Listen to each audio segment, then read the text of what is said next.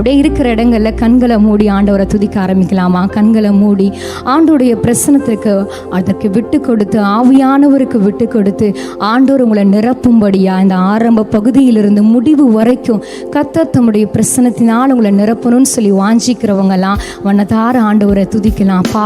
இந்த இடத்திற்கு நீங்கள் கடந்து வந்திருக்கிறீங்கப்பா. எங்கே என் நாமத்தினாலே 2-3 பேர் கூடி இருக்கிறீங்களோ உங்கள் மத்தியில் நான் இருப்பேன்னு சொல்லியிருக்கிறார்ல.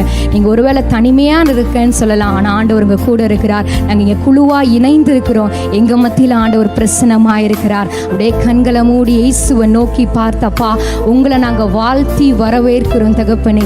இந்த ஆராதனைக்குள்ளப்பா, இந்த துதிகளுக்குள்ளப்பா உங்களை நாங்கள் வாழ்த்தி வரவேற்கிறோன்னு சொல்லி அப்படியே ஆண்டவரை துதிக்கலாமா? அப்பா, உங்கள் பிரசன்னத்தினால் என்னை நிரப்புகிற தெய்வம் நீங்கப்பான்னு சொல்லி, அப்பா என் கவலைகள் பாரங்கள் எல்லாவற்றையும் விலக்கி என் இருதயத்தை சந்தோஷத்தினால் நிரப்புகிற தெய்வம் அப்பா, உம்மை நாங்கள் வாழ்த்தி வரவேற்கிறோம்னு சொல்லி ஆவியானவரை வாழ்த்தி வரவேற்கலாமா? Father, we welcome the Holy Spirit பா. அப்பா, உம்மை நாங்கள் வாழ்த்தி வரவேற்கிறோம். எங்கள் மத்தியில் செய்வாடுகிற தெய்வமே, உம்மை நாங்கள் வாழ்த்துகிறோம் ராஜா.